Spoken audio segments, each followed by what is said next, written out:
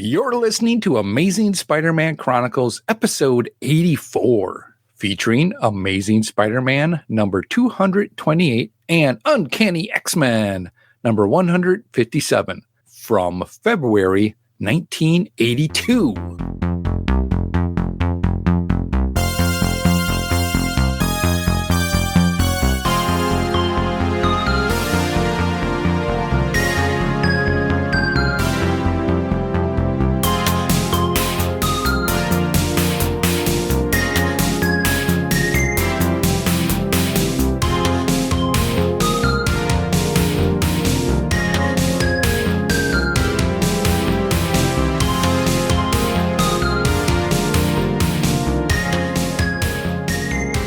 Hello and welcome to the 84th episode of Amazing Spider-Man Chronicles podcast.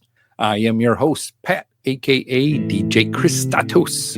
Amazing Spider-Man Chronicles is a podcast that will journal the Amazing Spider-Man comic book issues read chronologically by their release date, along with another comic from my comic book collection, either in digital, in a trade, or from the many long boxes stashed away in my basement. Each episode will provide short recaps, reviews, and ratings of the issues for that release date. The goal is to keep me actively reading through my collection and having some fun along the way, talking about them with my friends. Joining me, as always, is Jared Albrick, a.k.a. Death Probe. What is up, Pat? There's a new villainous trend out there where someone has made tacos, like, attack. And since I am 87% taco, it makes me very aggressive too whenever they use that ability and I'm nearby. So there's that. That's an odd reference to the Spider-Man we're going to read. And just because I want to toss this in here, getting high off my own supply, the latest episode that came out of our podcast of Chronicles came out this week. Yeah, and it's like I think we're 4 or 5 off right now.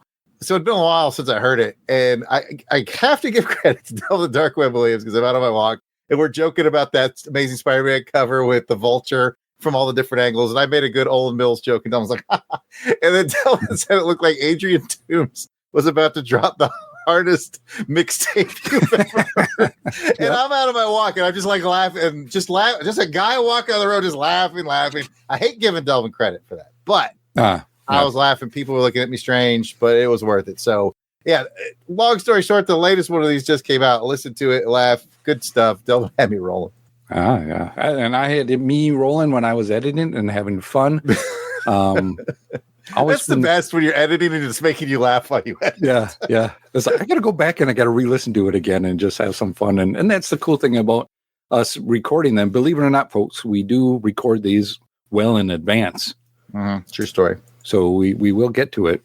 That episode was actually something we recorded in May that just came out. So imagine that. But it's fun going back and listening to them because you kind of forgot what everybody said. And so it's just fun re-listening to it again and enjoying it. So go back, listen to it and enjoy it and listen to us talk right now. You talk about you're having the tacos and all that. And, that is something that Dave and I are kind of looking at researching and figuring out. So just a sweet plug here. For anybody who is interested, come on down to Pat and Dave's. Come down on them tacos. You get the crunch. How did I not know that I was going to cause this? My stupid taco bit. This bit is never dying. It's almost like Pat's pull list all over again. It's spreading into all the shows. T-shirts coming soon. Be sure to check out TeePublic from the LONGBOX CRUSADE. And go out there and grab another T-shirt as well, too. So it's multiple going on there. Holiday shirts on TeePublic, Pat? The holiday shirt is out there, too, Jason. Yep. All kinds of shirts out there. Go out there and check them out. All right, well, let's go ahead and move on since Jason was kind of vocal there. Jason, how are you, the Weasel Skull, doing? I'm doing very well, Pat. I came prepared. I know Jared likes me to be brief and everything. I can get a little verbose, I admit. Sometimes my summaries can run a little long, but I was feeling pretty good. I'm on tap, but just keep getting this sense. Like, I think I'm tapping into Chris Claremont. And okay. Nobody mute me. I've got to just get this out. The day began like any other. I awoke.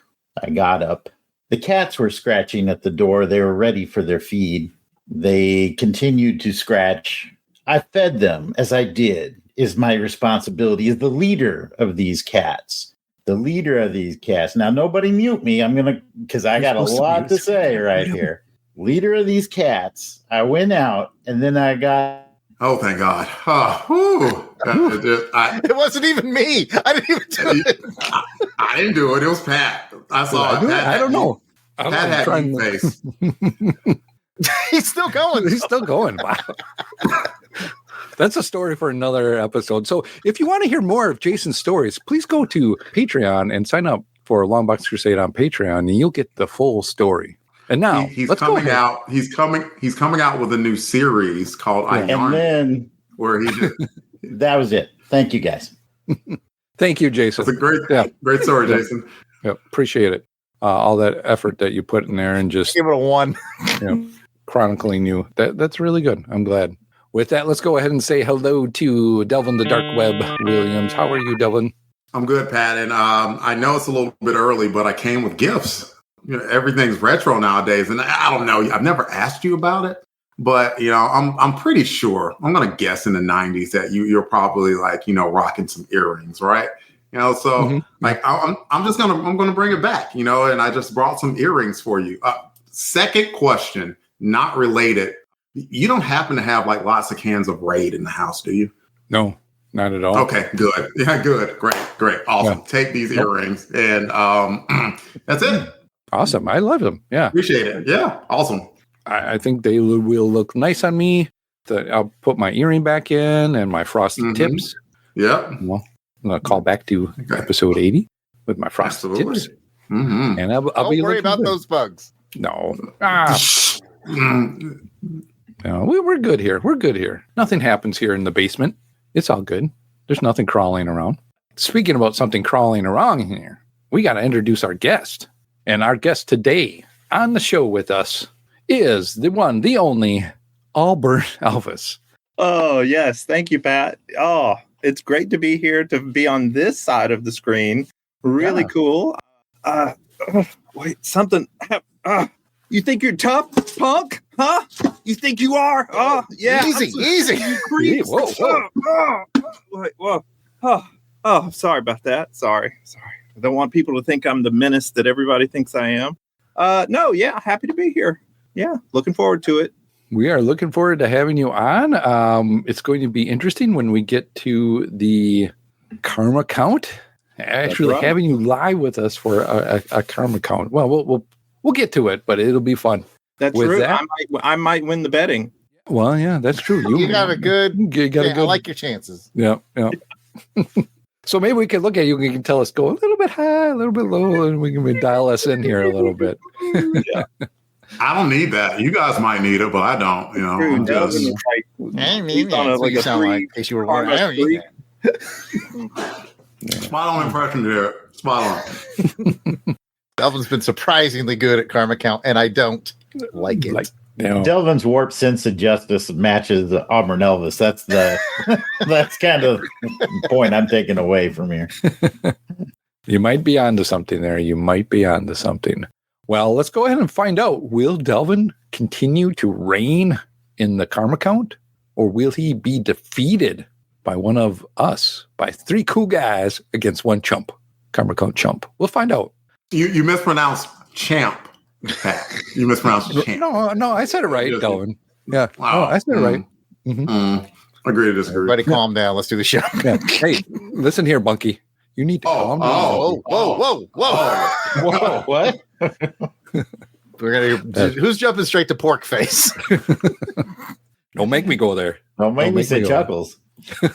Let's go ahead and take a quick break. But before we do, you all can join us in leaving a voicemail that we will play later on in the show. And it's easy to do. Just leave us a voicemail at 707-532-5269. That number again is 707-532-LBOX. Pick up the tacos. Now, before we get started with this episode's issue, let's take a quick podcast promo break, and we will be right back.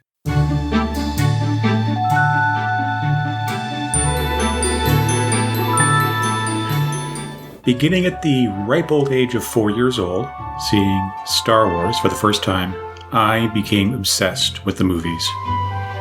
What they were, what they did, what they meant. I turned that obsession into a career, climbing the filmmaking and storytelling ranks as a screenwriter, author, and television maker.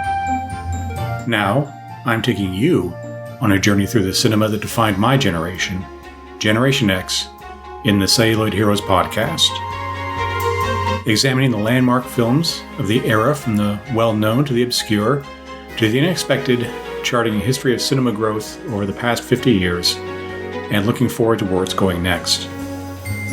Celluloid Heroes is part memoir, part film analysis, and part exploration of the last 50 years of cinema through a Gen X lens. From the suburban adventures of Star Wars and E.T. the Extraterrestrial, to the Reagan-era cinema of The Right Stuff and Red Dawn, the sunny nostalgia that isn't of Back to the Future and Stand By Me, the year Generation X broke big with Reservoir Dogs and Dazed and Confused, the cautionary Los Angeles center tales of L.A. Confidential and The Limey, the last great golden age of blockbuster filmmaking with The Fellowship of the Ring and Pirates of the Caribbean, and concluding with the mournful ruminations of Inside Llewyn Davis and The Irishman. Celluloid Heroes will take a deep look at the themes, makers, and cultural context of this diverse array of films, and try to determine just what makes them so special to filmgoers, filmmakers, and to this fan in particular, as I chart a life through the movies that inspired me. It's also something of an autobiography of this young film fan who became a filmmaker himself, charting the good, the bad, and the ugly of a life in the creative arts with all of its triumphant moments and bitter defeats along the way. My name is Brad Abraham, and I welcome you to the Celluloid Heroes podcast, a proud member of the LONGBOX CRUSADE podcast network. Catch us monthly, and I'll see you there. Welcome back from the break. Now let's get to the featured comic for this episode. It is Amazing Spider-Man number 228. The credits for this issue are provided by Mike's Amazing World of Comics website. Publisher was Marvel. It's got a cover date of May 1982, but its on-sale date was February 2nd, 1982. Cover price is 60 cents. Editor was Thomas P. D. Falco. Superstar. Sorry, didn't get to mute test. Writer is Jan S. Strand. Penciler is Rick Leonardi. Inker is Dave Simons. Letterer is Janice Chang. And colorist goes to the Bob Sharon. Bob Sharon. Okay. Well, this is reprinted in Backpack Marvels, where they do Spider-Man trade paperback from 2000. Or you can find it in the Essential Spider-Man Volume 10 trade paperback. Or Spider-Man Nothing Can Stop the Juggernaut hardcover. Or you can also find it in Spider-Man by Roger Stern Omnibus.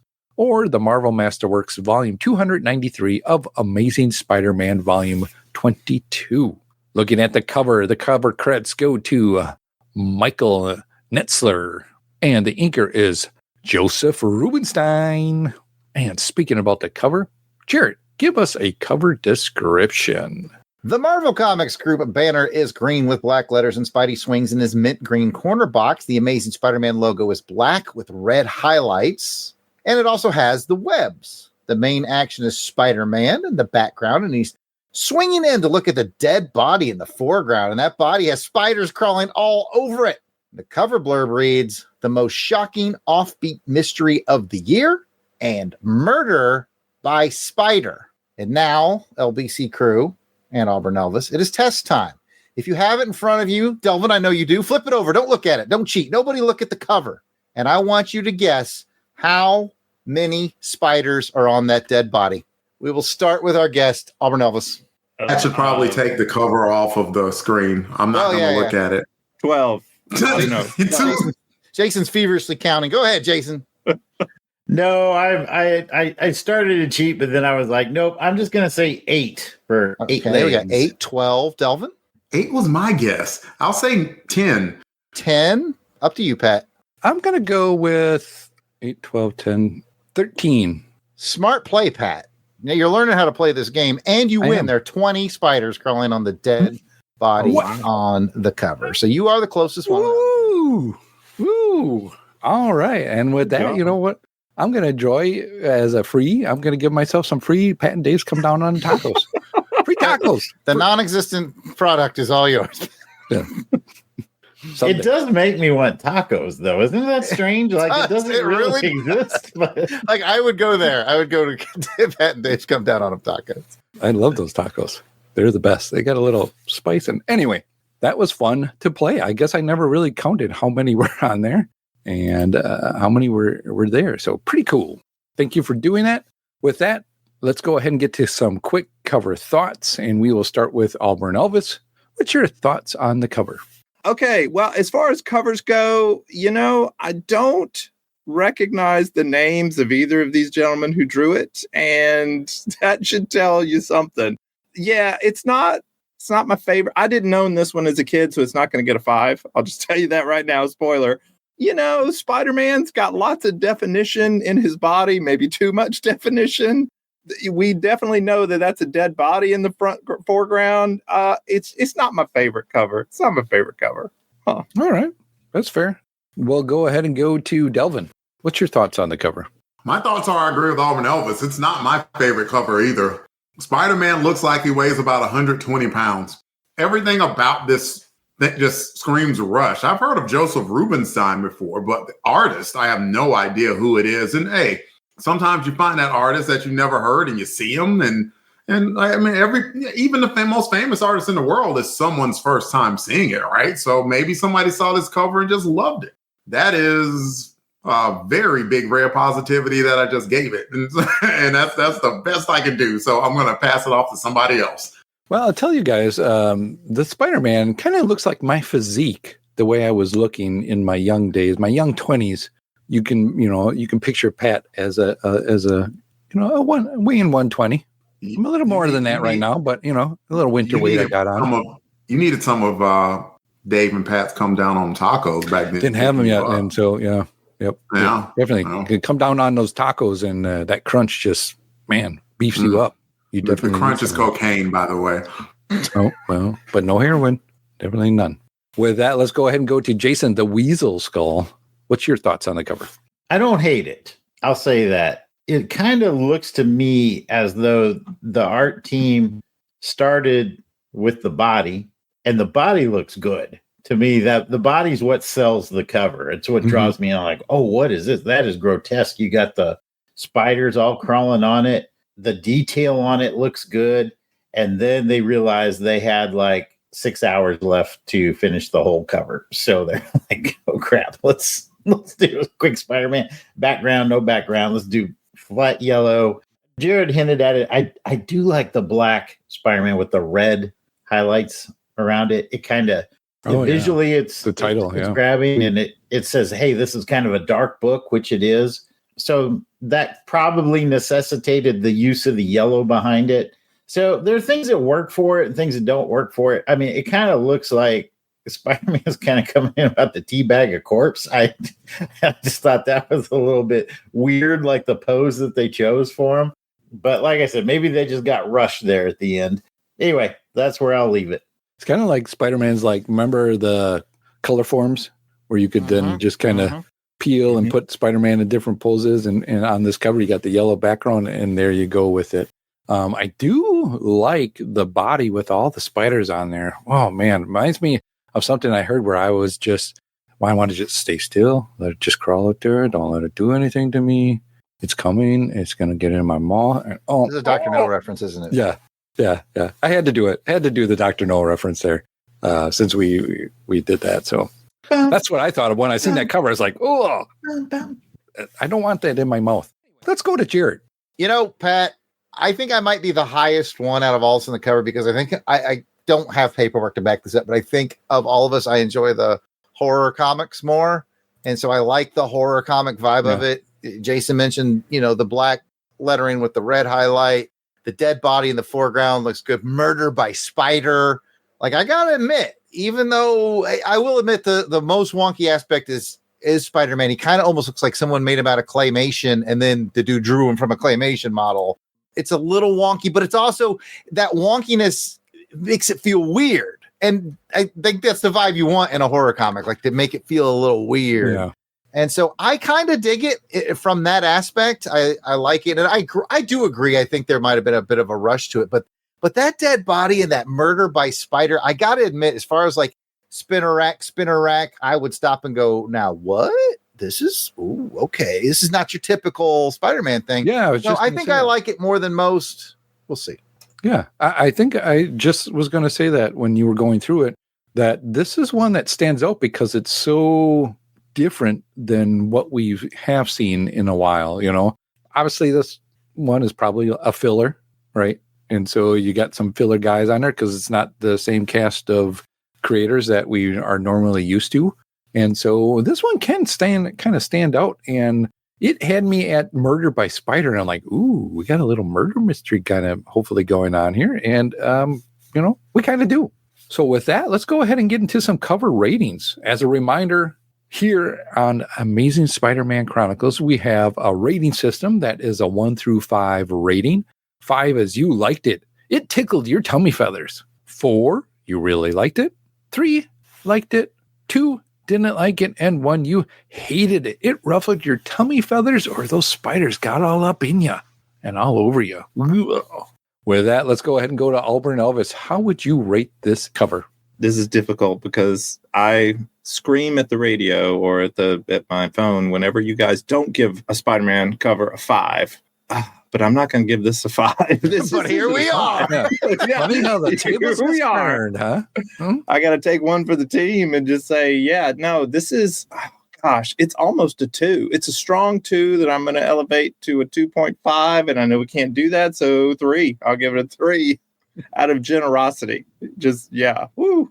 All right. He's setting the bar at a 3. Let's go to Jason. Will you meet him higher or lower? I'll meet him. I think 3. I think I'm a little bit stronger on the 3 than he is. Like I said, the work on the body in the foreground kind of sells it for me. There's some artistic things with the layout that looks okay. Not all of it works, but it's not terrible. 3 for me. Jared, are you meeting them at a 3?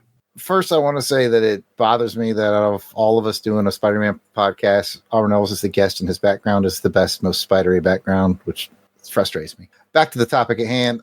I'm actually going to go for a 4. And I know that makes no sense because there's not like a big villain or anything on it. But like when I think about getting to a 5 and be hanging on the wall, because that whole murder by spider and the creepy vibe of it, it just appeals to me. It appeals to that horror comics nature that I have. So I'm going to go with a 4. I readily admit it makes no sense. Yeah, it does make sense for you, for your personality and what you like. So I can definitely see you going there. Delvin, what does the chat say and what do you think? I haven't been looking at the chat. I completely shirked that responsibility, but I did it so for a good reason. I was looking at Mike Nasser because I just wanted to see I don't know, did they just pull him out of thin air or whatever? And no, he was around the DC and Marvel universes. So it just happens to be a name that I happen to miss in the almost 40 years. Hey, you're not alone, buddy. You're not alone. Rubenstein, yep, but not now. Yes, yeah.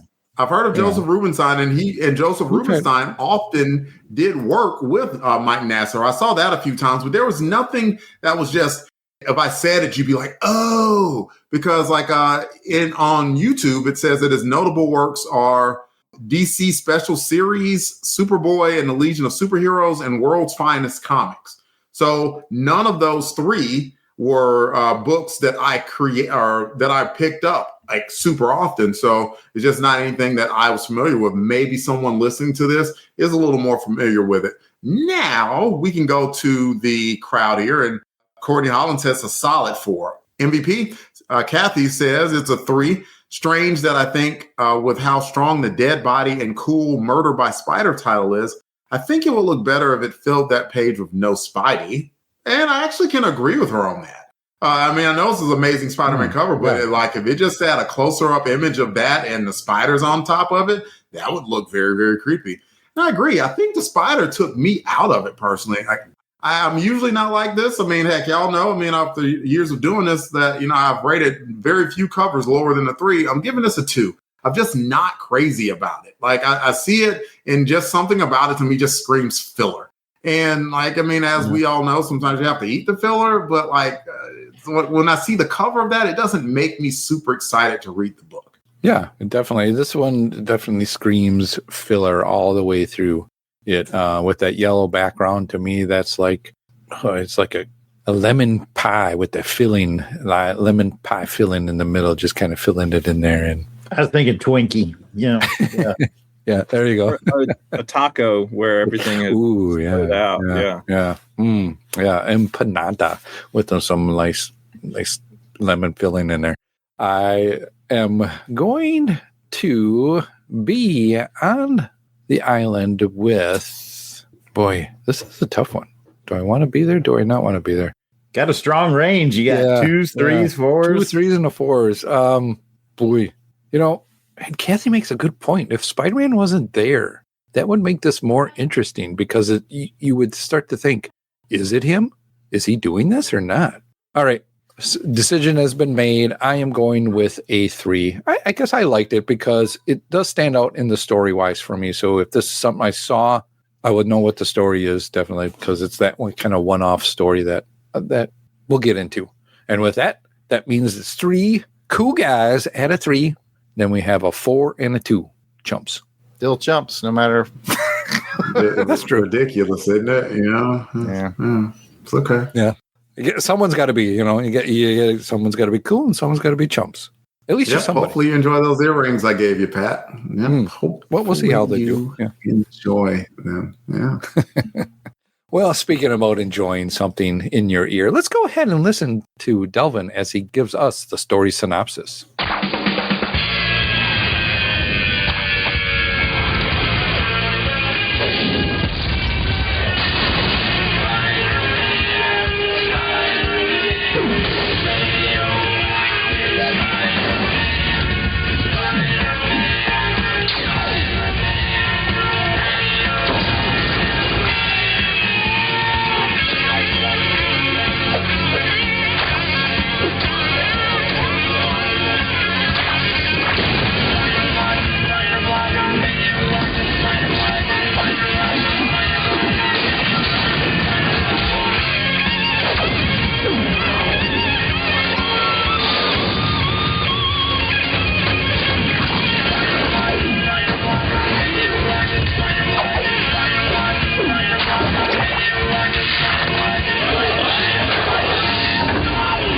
The title of this issue is Murder by Spider.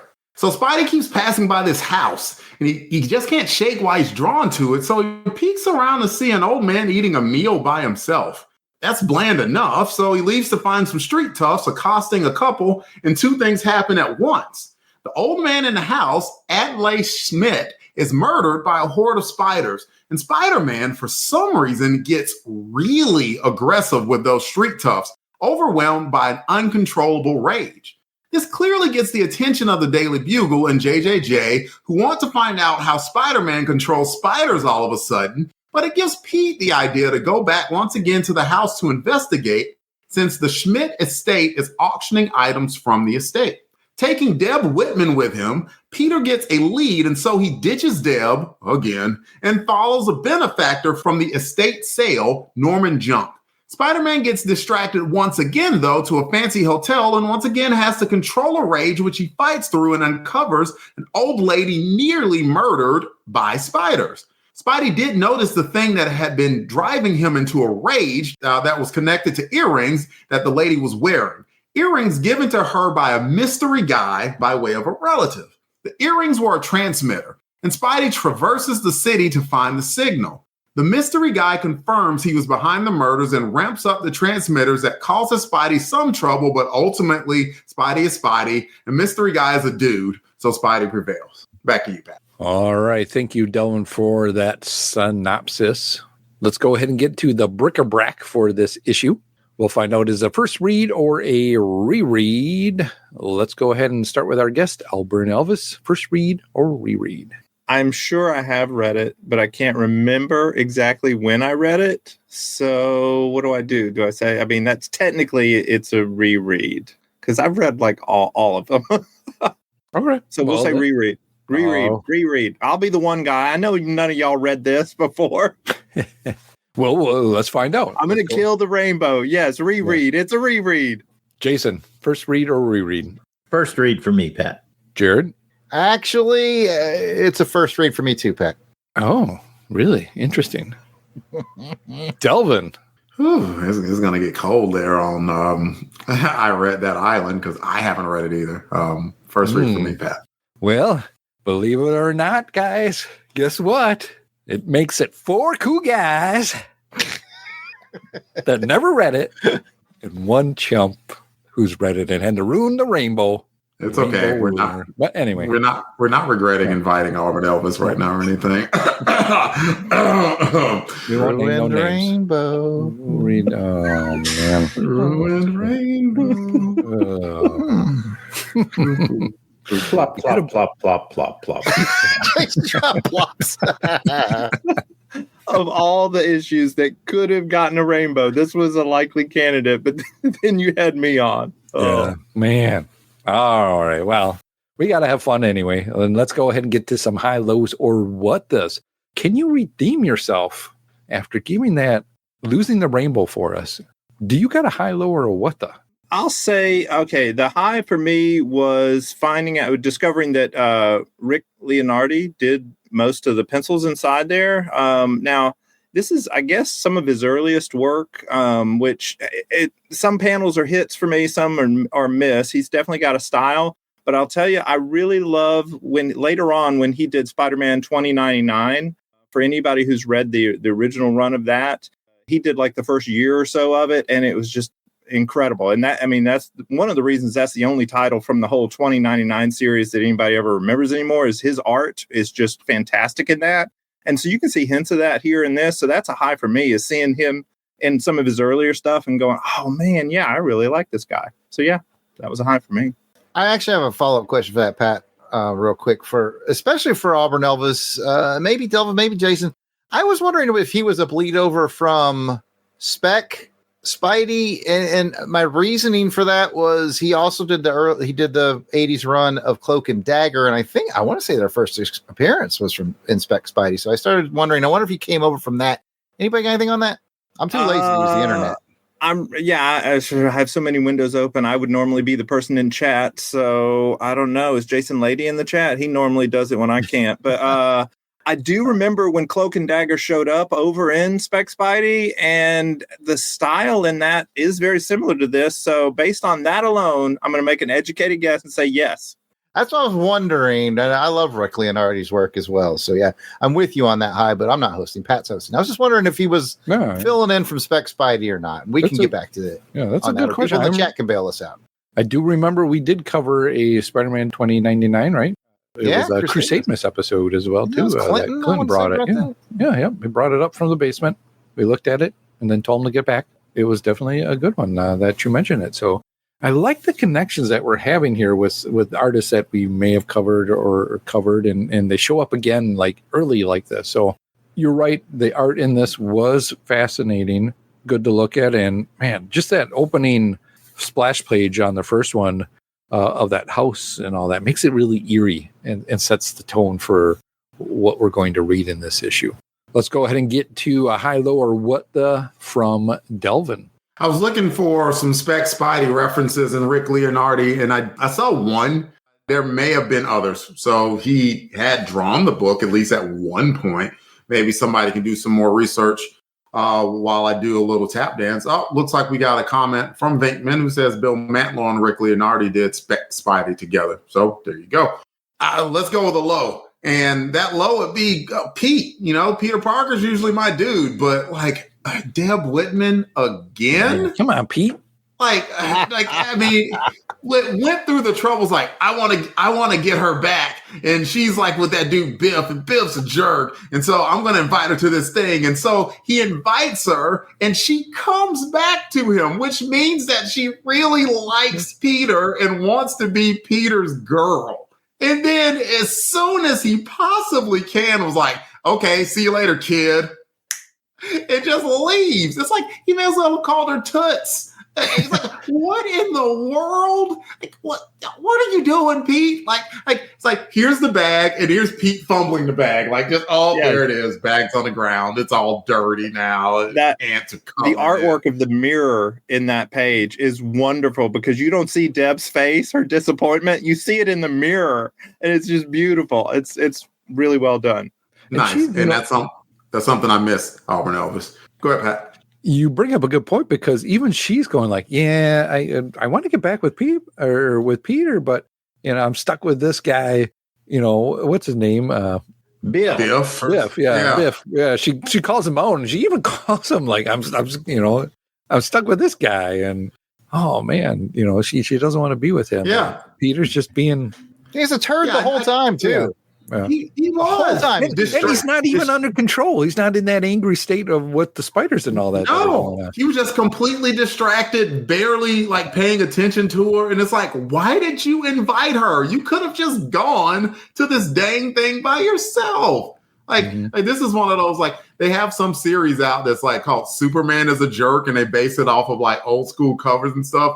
Spider-Man is a jerk. And they can base it off of columns like this, like, yeah, see you later, kid. Like, what? Let's move on. All right. Well, let's go ahead and go to Jason the Weasel Skull. You got high, low, or what? Delvin took mine. I'll just briefly ask the question. Has any of you ever in your lives known a Biff?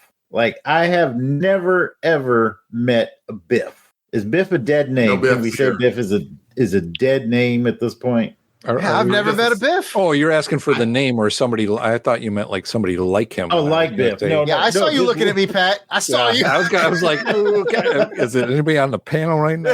on the bottom left of your screen. Just so the name? No, I've never met a Biff. Not to mention it. No. Just in the movie. Oh, that's true. There's Biff from Back to the Future. Yep. Okay.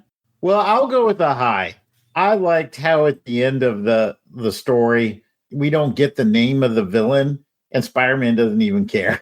It's just like, he's like, I'm just going to call you Tuesday because today's Tuesday. And you're just the guy whose butt I need to beat. Good try. I really appreciated that. Like, we're 250 something, almost 250 issues into Amazing Spider-Man now. He's like, this guy doesn't even deserve a name. He just calls him Specs. What's up, Specs? Yeah, Specs. Yes. So I got a kick out of it that it's a filler issue. You got a villain, and the villain's kind of dangerous. I mean, let's give him credit where credit's due. He's getting stuff done, and he takes a swing at the spider, and he misses, and Spider-Man doesn't. And I just got a kick out of it at the end. That's all. So that's a high for me. We go through this whole book. We don't even get the villain's name. He doesn't deserve a name. He's just Tuesday. Just Specs. Specs. Speaking about Specs, let's go to Jarrett. Sure. Yeah. It's a filler issue, which is low, but it's a good one. Like, it's a fun little jaunt. Like, sometimes I do a filler issue, and remember when, like, I want to say it was Denny O'Neil, who I love, but didn't he introduce like the two little people that merged into, and it was kind of a filler issue. It's like, at least they didn't like make some goofy villain that we're never going to hear from again. I mean, we may never hear from this guy again. Frankly, if I was a Spider-Man writer at Marvel right now, I would mind this issue. I'd bring this guy back. Yeah. I think that would be fun. And he'd be mad because he was freaking Tuesday. That's why. And he'd have improved tech and all this stuff. And he'd be framing Spider-Man for crap for like a 3-issue story arc. It'd be a lot of fun. But again, a bit of a low because it's filler. You guys are right. It was obviously filler by the minute you looked at the cover. You're like, this feels like a filler. And then you open up, you see the creative team, and it's like writer Joe Filler, penciler Phil pencil guy. It was, even though it was Rick Leonardo. Anchor Joe Bag of Donuts. You were like, okay, it's a filler. I know it from the beginning. But as far as fillers go, I do think it was a good one. It would have been what I wanted. You know how I told the tale of like if I was spinning the rack and I'd be like, ooh, this one. And the Delvin would said, yeah, exactly. He's smacking it out of my hand. No. But I'd be like, ooh, this one. And I read it. I feel like I got what I wanted from it. So, yeah, it's kind of a down, kind of an up. It's going to level out. there you have it. Okay. Since we're talking about the filler, I'm just going to go with, I think Jason was kind of alluding to it, is that could have this been one of the stories that they've had in the side somewhere, and they're like, hey, we gotta, let's put this in as a filler. But the smart thing they did was, what Delvin kind of was alluding to with Deb, is they brought Deb into it. So maybe she just needed to be there to kind of tie that other storyline that's going to, even though this was a filler from a while ago, that, hey, let's bring Deb Whitmore in. We can kind of weave in that there's still something going there. And that's why, she just got left alone. And it's just a one-off story, but still had a little bit of thread there for what's going on with Deb and just how jerky Peter is once in a while. Because I thought Peter was starting to be nice, and then he did that and then got back to jerk face again. So I don't know. But let's go ahead and get into round 2. See if we got any improvements, any high lows, or is there any more what does out there that are left? Auburn Elvis, what do you have for your round 2? I thought it was very unusual how in the very first panel, Spidey's swinging up to this creepy old house again. And he even says, this is the third time tonight I have had this overwhelming urge to come check on this house. And he goes in like, yep, everything's fine. I'm splitting now. And of course the guy dies right after that. So it's like, Spidey, come on, man. It's like those times when he just completely ignores his spider sense. It's like, come on. If your spider sense is going off, or if you think something's going on, there is something going on. You're in a Spider-Man comic. You need to, do something more than just look in a window and swing away. So I thought that was a little silly. Yeah. I'll tell you what's going on. You don't mix peas and applesauce together. Don't. No. Nothing about that meal sounded appealing. No. That's gross. And he's rich. He's in a big house. Why would he be eating basically baby food? I mean, I like peas. I like applesauce. Very Charles Dickens to have him a rich man in a decrepit little setting like that. Yeah, that's what I was going by. That's why, again, it's like, is this a filler or some sort of maybe House of Mysteries or some kind of a thing like that where they threw in Spider-Man instead of somebody else? Let's go ahead and go to Delvin. You got high, low, or what? Just a general high. In that, yes, even though we always screw up that term that Ryan Daly told us years ago about, like, just the one that they're pulling out a drawer for the story. And I already peeked and saw the cover for 229, and I'm like, ooh, because I remember 230, but like I know what happens 230, but I saw 229, like, ooh, and so like maybe then I saw 220, I was like, oh, we got to get through that one. And I'm the Spidey guy, right? Like, I like Spidey, and I saw 220, I was like, but that said, it was a good story. It was, but we've already had a book, and I think it was The Tinkerer or something like that. The Tinkerer was kind of like the bad guy at the end, and Spider-Man actually laughed and is like, you are an old freaking weak regular human. I can beat you like on freaking NyQuil, half asleep, but whap, over. It was the exact same here. Like, how foolish did this guy have to be? That's like, I'm going to amp up this device and I'm going to control Spider-Man. What? No, you're not. And then, sure enough, it came down in the end. And sure enough, with almost one arm, Spider-Man beat the guy up. And all of that said, it was a pretty good story. And it led you to kind of, think who done it, perhaps, and everything. So overall, it was filler, but decent filler. I've talked on. All right. Well, let's go ahead and go over to Jason the Weasel Skull. What your high, low, or what the? As we've been journeying through this, we've had a lot of filler in Spider-Man throughout our tenure here on the LONGBOX Crusade. And one of the things I'm starting to appreciate is that there's a good way to do filler and a bad way to do filler. And we've experienced a little bit of both. And I would say I would put this in the former category. I think it's a good way to do filler. So my high is to Jan Strand, the writer, whom I have never heard of before in my life. I'm assuming it's a she. I could be wrong. It could be European name, but I'm shaking head. No, not a she. He? Yeah, I'll jump in and play the part of A.U. Kathy. I looked him up after I read the issue again before this. He's known as a horror writer, and he does some sci-fi and all that. So he was probably brought in as a guest writer because he probably pitched them on a story. And so yeah, he specializes in this genre. So yeah, this is his bag. Thank you. Well, I think that just kind of hammers home my point. It was a good mystery and a good horror story. It was creepy. And Spider-Man had a villain that Jan kind of came in, and it was a threatening villain. There were a couple moments when Spider-Man was in danger.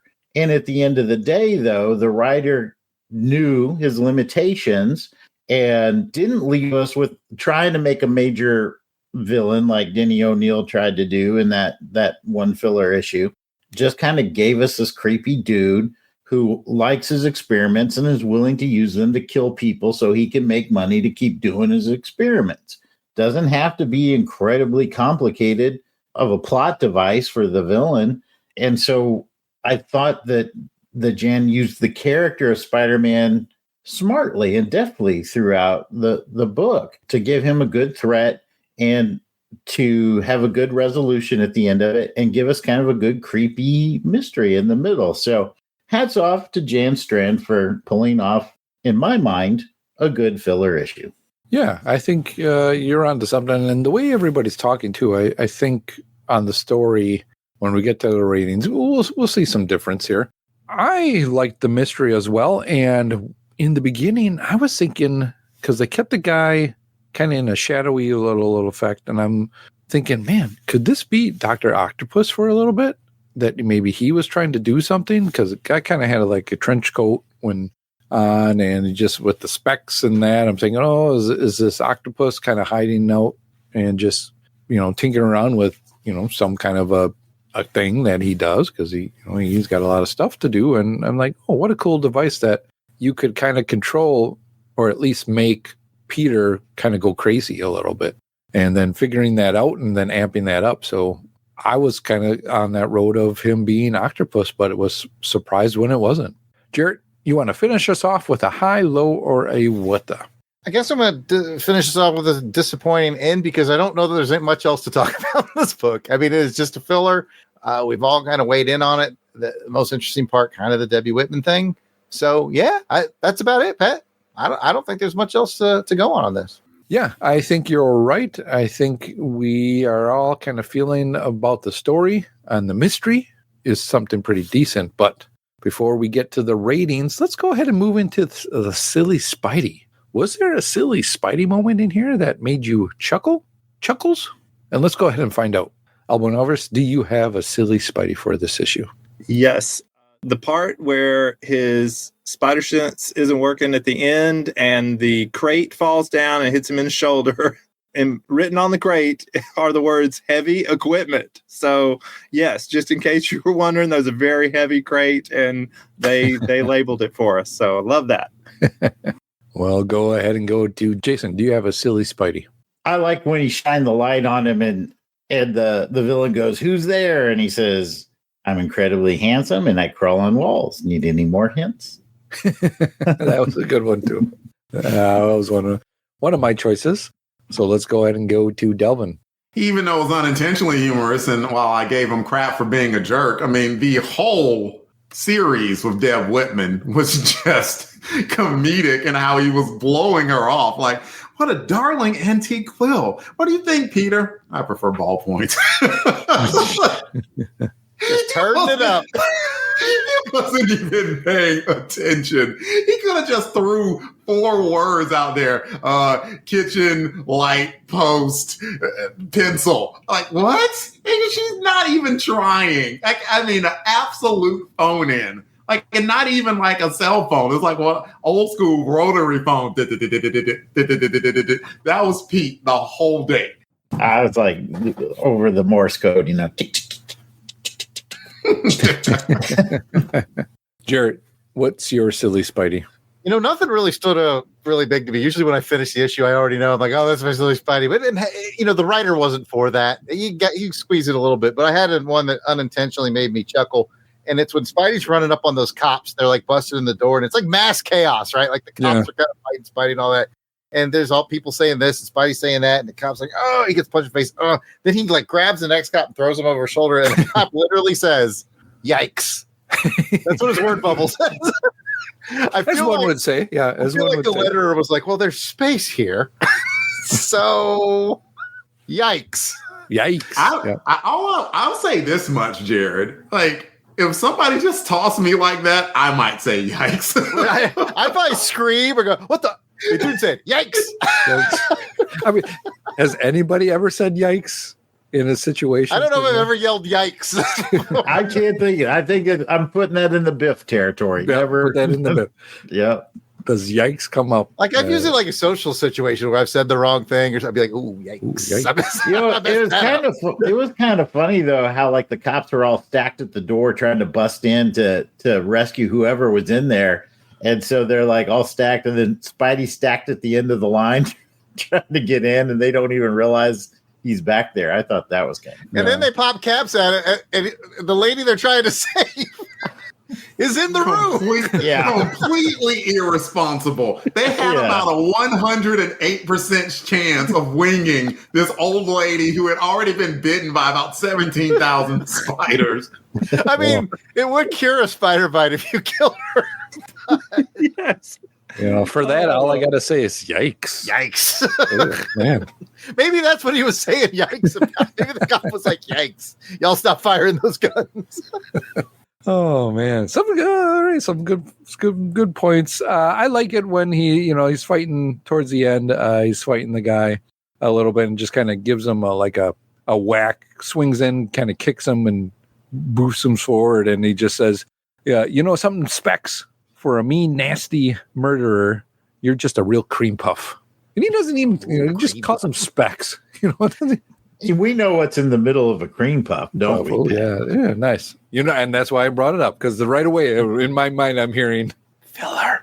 Cream filling. Cream. Yeah, we gotta do it, Jason. I mean, Mary Jane's voice. Yeah. I heard Mary Jane's voice going, "The tinker more villain than you'll ever be." Oh yeah, love it. All right. Well, speaking about loving it, let's find out how much we really enjoy this issue as a 1 through 5 rating system. We're going to talk about the story. Rating of 1 to 5. 5, you loved it. It tickled your tummy feathers. 4, you really liked it. 3, liked it. 2, didn't like it. And 1, you hated it. It ruffled your tummy feathers. Ooh. Auburn Elvis, 1 through 5 for the story. I started off with a lower number than what I'm going to end up with, just because going through it again with everybody, and it made me appreciate some of the finer details of this one. Because, John, whatever, Strand, whatever his last name is, he did a good job. So I'll give it a 4 for the story. All right. Starting off strong with a 4. We'll go ahead and move to Jason, 1 through 5 for the story. I think I'm at a solid 3 on it. As far as filler goes, I think this is a good filler issue, but filler it is, and I'm ready for some more meaty content. Yeah, Jason wants some meat on that bones. Jared, what do you want? Thanks for toning down that transition, Pat. You guys are right. Filler starts at a 2. But then you got Rick Leonardi, and then you have a decent story that kind of did what the cover promised. So I'm at a very happy 3. Yeah. All right. Yeah. That's and fair. If I didn't say this, Yeah. It's not a yikes. It's a definitely. Yeah. Delvin, where are you on a 1 through 5? And I'm with most of the crew. I appreciate Auburn Elvis's positivity on the storyline. And I actually was thinking for a second of giving it a 4, but I've kind of had my fill of the filler. Most of this year has been filler for Spidey. You're right. I don't like it. They got to get back to a story. Like, have they really done, we're at 228 now. Have they really done a story since about issue 200 of Spider-Man? We have gone without Black Cat stuff wasn't. With Black Cat, they've done some little bits, but it's not leading to anything. Like They finally brought Black Cat back. It wasn't bad. We're about to talk about Juggernaut, which is good, really good. But it's just been milling about. And, like, I'm a busy man, Pat, and I don't have time to just be milling about willy-nilly and whatnot. I mean, I don't know if you knew that or not, but I'm just informing you. So, I'm at a 3, and I'm not even saying, if I get another filler, I'm going to give it a 2. No, I'm not saying that. At least it was decent, and they're providing decent story, and who knows what was going on behind the scenes. But I'm ready for some solid story, just like Jason said. Yep. I am in agreement with you guys as well, too. I want some meat on the bones here. I want some stuff to sink into. I want some things to look forward to. I just want to, get that feeling again of, man, I got to read that next issue. I got to figure out what's happening here and get that. So this was a good mystery story that I did like, and I thought it was well played out. And from the beginning, it was good. Things kind of happened. And then at the end, it just kind of put things back into play of where things are.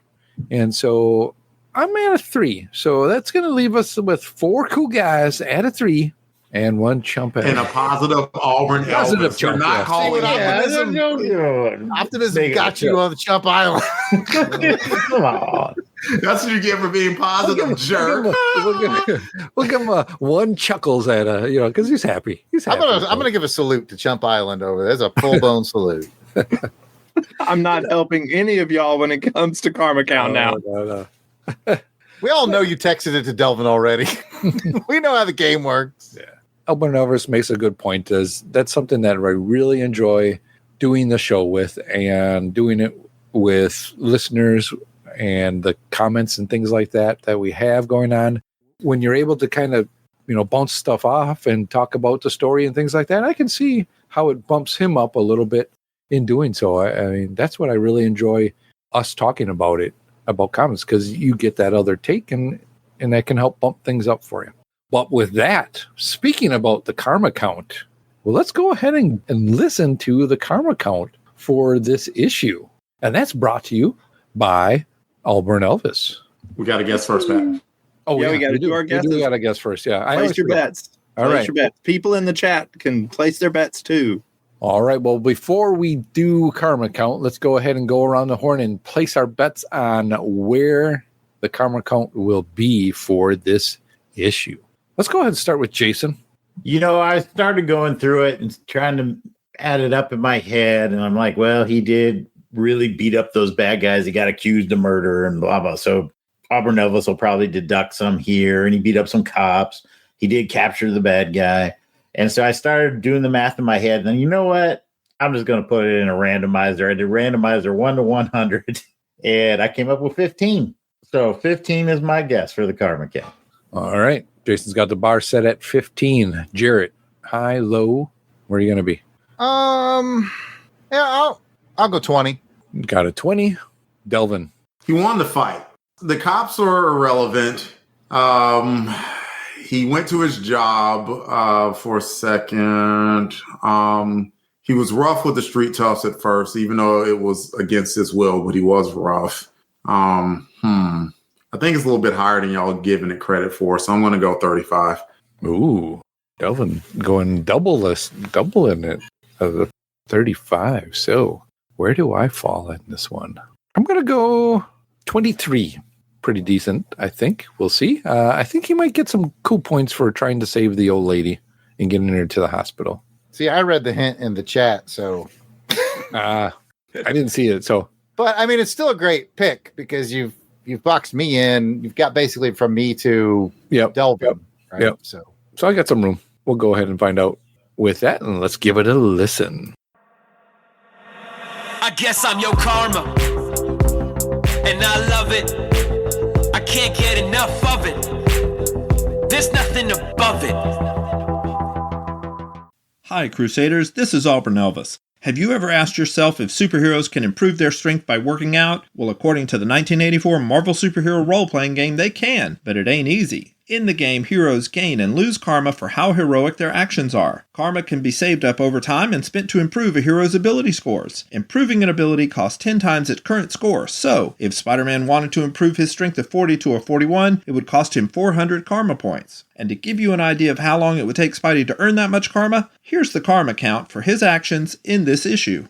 Amazing Spider-Man 228 begins with Spidey ignoring his better judgment and accepting a creepy old house that he's been inexplicably drawn to numerous times as just another creepy old house. Soon after Spidey leaves, the house's elderly occupant gets eaten by hordes of spiders. No karma deduction, but it's still not a good look, Spider-Man. But the night's not a total waste. Spidey happens upon a gang of muggers and not only prevents the mugging, flies into an uncontrollable rage, nearly murdering the overmatched assailants. He gains 20 karma for stopping the robbery and 10 for their arrest, but he'll lose 5 karma for scaring the victims more than the muggers did. The next day, Peter finds out that the old man he was spying on was bitten to death by spiders. He decides to investigate further by going to the old man's estate sale, and he gets the bright idea to invite Deb Whitman along since she likes antiques. Yeah, this is going to go great. Days later, Deb and Peter arrive at the estate sale, and Deb actually encounters someone who treats her worse than Peter does. Oblivious to this, Peter says, "Hold my beer," and ditches Deb to go chase after the rude guy, probably to get some advice about women. Oh yeah, ditching Deb is worth 5 karma, but from now on, I'm gonna double it. So, minus 10 karma this time, Peter. Spider-Man ends up tracking down the rude man, but gets spotted by the building's doorman, who calls the police. They arrive as Spider-Man is attempting to locate the cause of his malfunctioning spider sense. Realizing it's another person being killed by spiders, our hero bowls through the cops and whisks the lady off to the hospital. Spidey gets a negative 10 karma for assaulting the cops, but 20 karma once the lady's life is saved at the hospital. Spider-Man eventually tracks down the man responsible for the spider attacks. They fight, there's some property damage, but since it's in the villain's lair, I don't think that's technically a deduction. Spidey finally defeats the villain as the cops show up. The idiot confesses to the murders, so Spidey's off the hook there, giving him 20 karma for the arrest. So altogether, Spider-Man bungled his way to 45 karma. Another 8 more adventures like this, and Spidey would have enough karma to raise his strength from a 40 to a 41.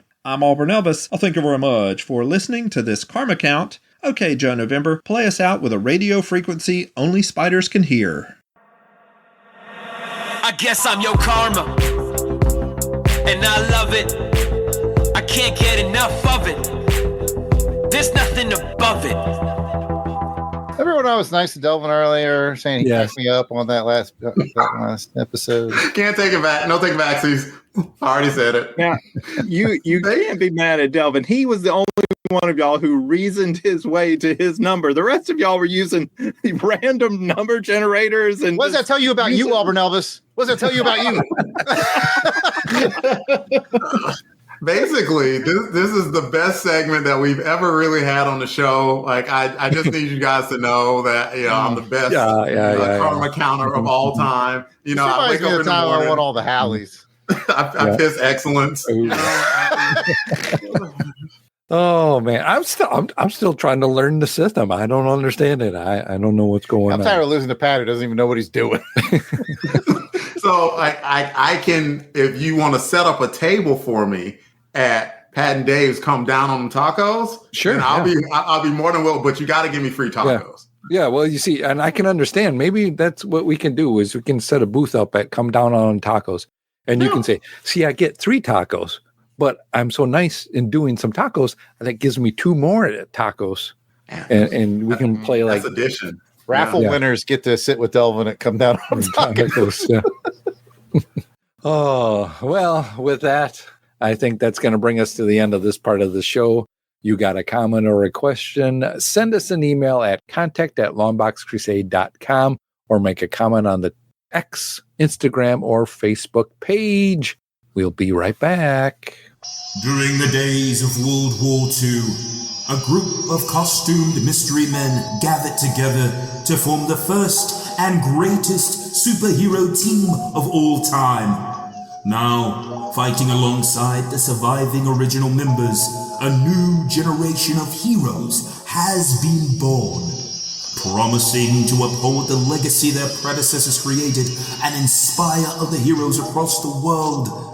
Today, the Justice Society of America lives again. Mr. Terrific, Hawkgirl, Jakeem Thunder, Stargirl, Hawkman, Green Lantern, Dr. Midnight, Hourman, Sand, Power Girl, Crimson Avenger, Shazam.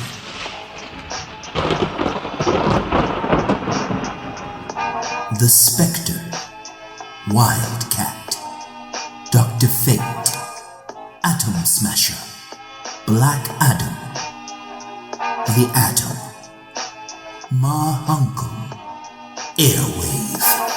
So join the Feathers and Foes, a Birds of Prey podcast, where we will discuss the event before the event, countdown to Infinite Crisis, Ashford, Laurel, discussing the illustrious Justice Society of America, issues 73 to 78, Black Vengeance, OMAC projects. You're going to want to be there. Oh, we're going to be a part of these lovely array of other podcasters to discuss one of the greatest runs in the DC universe. Welcome back from the break. Now let's get to the second featured comic for this episode, which is determined by our Crusader Club members. Club members get to vote on this segment using the online poll, only available on the Longbox Crusade page at patreon.com. As always, we want to thank our Crusader Club members for voting to help determine the programming for this show. If you want to get in on the voting and all of the other amazing benefits of being a Crusaders Club member, just head on over to patreon.com and search for Longbox Crusade. There you can join us for just $1. $1 gives you a vote and all access to all the other cool stuff that we're doing there. And we do have some fun stuff that is currently happening there. And we'll discuss that later on. But head on over there and help us determine what the second issue will be for this episode. For this episode, the Crusader Club members did select Uncanny X-Men number 157. The credits for this issue are, again, provided by Mike's Amazing World of Comics website. Publisher was Marvel. It's got a cover date of May 1982, but its on sale date was February 9th, 1982. Cover price, 60 cents. Editor is Luis Simonson. Writer is Chris S. Claremont. Esquire. Penciler is Dave Cockrum. Inker goes to Bob Wycheck. Letterer is Janice Chang. And the colorist, I guess, is Don Warfield. Don Warfield. This show sucks. Did you read that wrong? Maybe Glennis had a vacation or something going on. You never know. But we do. I mean, to be fair, she's probably colored like about 8,000 books in the past 4 or 5 years. Her fingers are tired. Yeah, she needs a break here and there. This is reprinted in X-Men Classics 61 or the Essential X-Men Volume 3 trade paperback. You can also find it in Marvel Masterworks Volume 151 of the Uncanny X-Men Volume 7, or you can find it in Uncanny X-Men Omnibus Volume 3. It's also found in X-Men Epic Collection, The Brood Saga. Ooh. Speaking about some broods, let's go to cover credits from penciler Dave Cockrum, and inker on the cover is Bob Wycheck. Speaking about the cover, let's get a cover description from Jared. All right, in full disclosure, I wrote this cover description before I read the book, so it's going to be a lot peppier than it should be. All right, the Marvel Comics Group banner is red with yellow letters. The X-Men continue to burst from their new green corner box, and the Uncanny X-Men logo is blue with black highlights. The main action focuses on a red and gold-clad Phoenix, but she's dead. I know all about Phoenix being dead. I read the cover. That's how I found out. One of the Shi'ar in the background shouts, "It's Phoenix, but she's dead." And a very irate, angry, glowing Phoenix replies, "Surely you know that a Phoenix dies only to be reborn again." And now I have what's called tryouts time. I want each of you to deliver the line, "It's Phoenix, but she's dead," And we'll let the chat decide who delivers it best. Auburn Elvis, you guess gets to go first. It's Phoenix, but she's dead. Not bad. Jason? It's Phoenix, but she's dead. Energy. All right. Delvin? It's dead, but she's Phoenix. Crap. Perfect. Pat? It's Phoenix, but she's dead. Oh, with the little Shatner there. I like it. Shatner, yeah. All right, people in the chat, you guys decide who you think gave the best rating of the line. And with that, we'll pitch it back to Pat. All right. Thank you, Jared, for those tryouts and that cover description. We'll get to see what the chat says in just a little bit. Before we do that, though, let's go ahead and get some quick cover thoughts. And we'll go to Auburn Elvis. What's your thoughts on the cover? I really, really like this cover. I think, man, it's way better than the other cover we did earlier in the episode.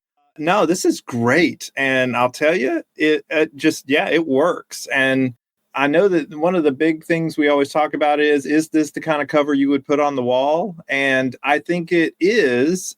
Now, there's some details to this, so I won't go into it. I'll let somebody else bring up some details about this particular cover. But yeah, it would be funny to me if someone did put this up on their wall, because it'd be like, oh, wait, but that's not that. But yeah, anyway, spoiler. So yeah, I love it. I love it. I like this cover. Let's go ahead and go to Jason. What's your thoughts on the cover? I'm going to go into that spoiler territory because, as you all know, to me, the purpose of the cover is to draw you into the book. And you can do it one of two ways. You can tease somebody in the book by showing them what excitement and action and storytelling genius is going to be inside these covers. Or two, you can lie to them. And this is two. They lied to me. So no, it can't go on my wall. It's a bold-faced lie. And that lie is beautifully rendered by Dave Cockrum. So there you go. On the one hand, Dave Cockrum in a great artistic rendition of Dark Phoenix, who's not Dark Phoenix. So the power, all that power emanating, lies. But it's Dave Cockrum. I'll leave it there. All right. Well, let's go to Delvin. What's your thoughts? I was reminded of that Beyonce and Shakira song, Beautiful Liar, for whatever reason. And now I'm thinking of Beyonce and Shakira, and so I'm smiling. That was none was notwithstanding. I like the cover. It's a good cover. You got Phoenix up there like, bam, arms all up, looking all deadly and majestic. And you got the Phoenix image behind her. That looks awesome. Like, you can't deny that. That looks freaking awesome. And this is just a regular cover. And even though you could be misled into thinking that it's something huge, once you read the book, you realize that it's not. It did happen in the book ish. So it's not a lie. It's especially if you believe it. So just keep that little Seinfeld bit in mind. All right, and George. We can move on. Yeah, I think one thing missing is if she's going to, in that pose of the Phoenix coming up, I just think it needs to be said on that cover of that, I am Phoenix. Insert sound clip. I am Phoenix. Jarrett, what's your thoughts on the cover? All right, well, the chat weighed in. We got one vote for Jason's delivery, one vote for Pat, one vote for Auburn Elvis. Nobody voted for Delvin, so it's a three-way tie, except for Delvin. He's Chump Island, I guess. I don't know. Sorry, man. I liked your read, though, Delvin. I did. But Jason laid it out there.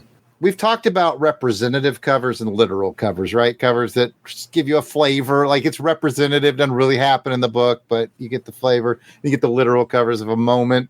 And this is close to that, but this is a new category called the FU cover. Like, when I saw this, I was like, oh, okay. I'm about to read some X-Men history. And go on. Yeah. It's beautifully rendered by Dave Cockrum. It's our first ever LBC FU cover, I think. I think it really is. Oh, well, Jared, I'm glad to hear your thoughts on the cover, because I think if this had you on there, on the cover, it would be, I am salty. We'll see where things go, but on this one, it's not a bad cover. I kind of like it. It's one of those covers where, like you, I think I was pulled in going, ooh, wait, Phoenix is going to come back and do something, but yeah. And I remembered from last issue, like there was a lot of story going on. Yeah. And then I was like, oh, wait, it clicked in my brain. I was like, wait, they were with the Shi'ar when she died. Mm-hmm. Oh, snap. It's all coming to FU cover. That's what it is. Well, let's go ahead and find out where we all rate this one then on the scale of 1 to 5, a rating. 5 is you loved it. It gave you a ring to swing from. 4, you really liked it. Mm-hmm. 3, you liked it. 2, you didn't like it. And 1, you hated it. It turned you into a baby. Auburn Elvis, 1 through 5 for the cover. I'm going to give it a 5. It is, I guess, an FU cover, but the execution of this thing is wonderful because it's sort of calling back to maybe some other poses we've seen Phoenix do on other covers or something similar.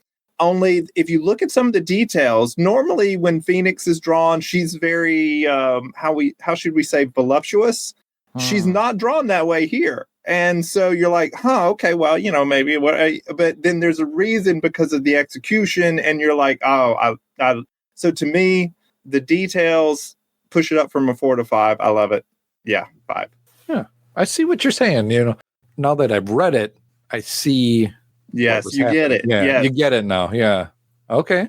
All right. I see where you're coming from. Let's see if Jason sees where you're coming from. Are you going to give it a 5, or where are you going to be on the scale? It's a bold-faced lie. It's just a bold-faced lie. It can't go on the wall. No 5. No 5. All right. No world will it go up on the wall. Having said that, it's a beautiful lie that I want to believe. So I'll give it a 4. All right.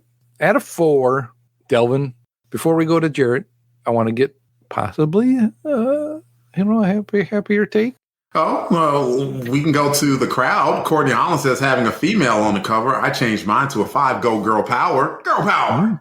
Woo. Jim Meal says at least the 4 champ contenders completed their pit stops.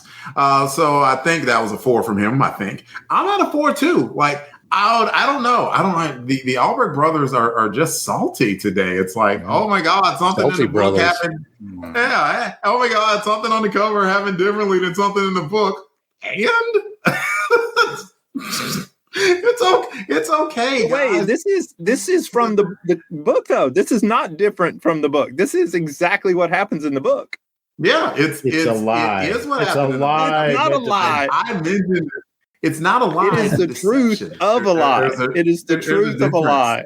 In any event, I give it a 4. I think it is a fantastic cover. Like not quite 5, but it was someone gave it a 5 like Auburn Elvis did. I don't mind it because it's gorgeous. Fair enough. Let's go to Jared. Where are you on the scale? It's a cover, so I'll give it an artistic rating. I may take it out on the story. Okay. For the shenanigans found herein. Dave Cockrum's amazing. I'll give it a 4. Ooh, at a 4 on this one. Well, that just leaves me, and that means it's going to be 4 cool guys at a 4 and 1 Auburn Elvis. one guy. I'm just going to say 1 guy at a 5. He's got his love for it. I appreciate that. Yeah. It is, the artwork on this is amazing, and the detail. I really like that the corner box with the characters kind of just busting out of there is pretty cool. And even with Storm's cape kind of hanging out and her arm out, it's going over the X-Men title. It's decent layout. Makes you want to open it up and see what is happening. And so let's go ahead and find out what actually happens in this. Is it really a bold-faced lie? Well, let's let Jason tell us. Give us that story synopsis.